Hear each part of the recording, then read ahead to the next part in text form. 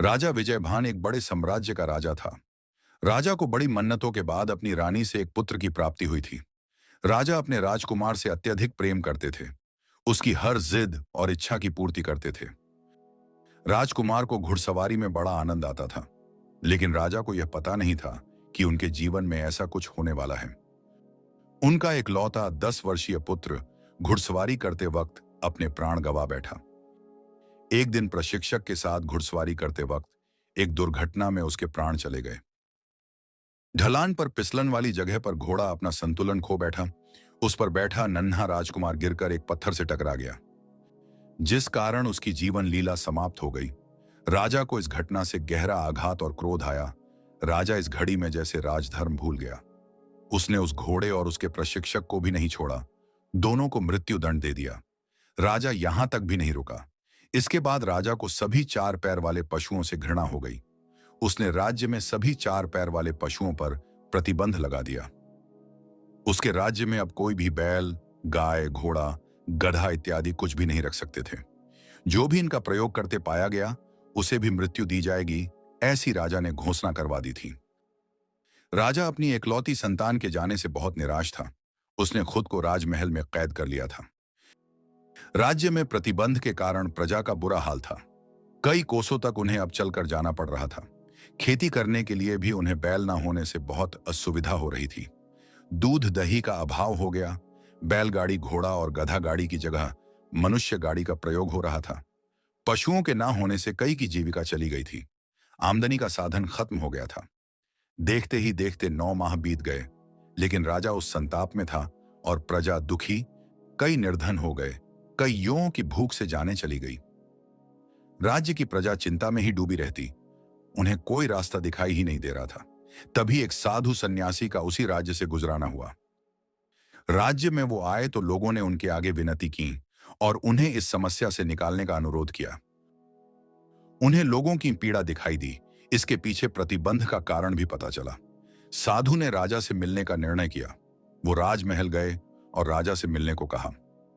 राजा किसी से भेंट नहीं कर रहे थे, इसलिए राजा ने यह संदेश भिजवा दिया कि आप जाएं। राजा अभी दुखी हैं। उस साधु ने कहा कि मैं उनके पुत्र के विषय में ही उनसे कुछ चर्चा करने आया हूं। राजा यह सुनकर उनके सामने उपस्थित हुआ। राजा ने उन्हें प्रणाम कर कहा कि आप क्या बात करना चाहते हैं।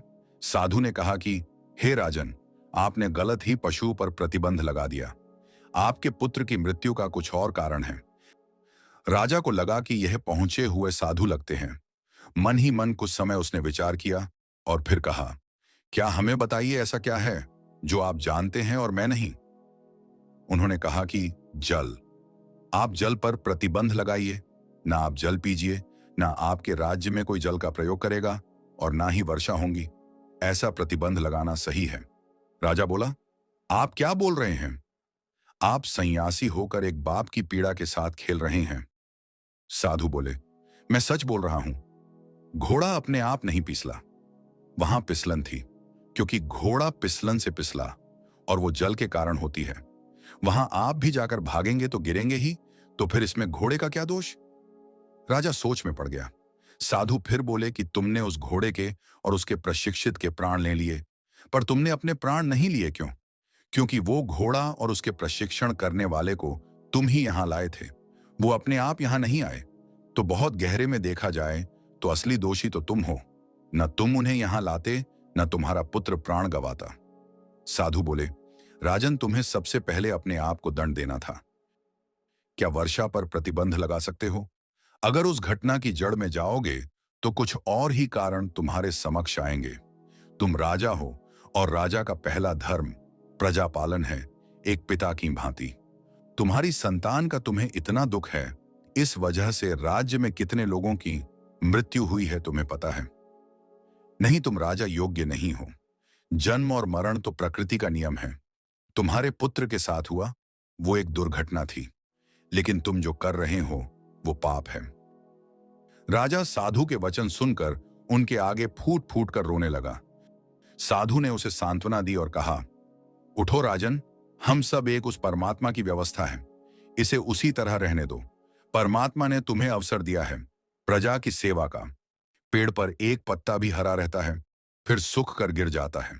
हर छोटी बात हमें परमात्मा के नियम से अवगत कराती है। कोई समझना चाहे तो समझ सकता है। बहुत हुआ राजन, अब विलंब मत करो, अपनी प्रजा का पालन करो, अपना धर्म निभाओ। एक बाप अपने पुत्र को ना बचा सका, लेकिन एक राजा ना जाने कितने दूसरों पुत्रों को खुश रख सकता है। व्यक्ति को परमात्मा का नाम लेकर प्रसन्न मन से अपना कर्म करते रहना ही उसका धर्म है। हमें अपना धर्म निभाना है और उसके दिए इस अमूल्य जीवन को जीना है। फिर क्या था, राजा की आंखें खुल गईं और अपने इस कृत्य के कारण उसके राज्य में जो हानि हुई थी वो उसे पूरा करने में लग गया।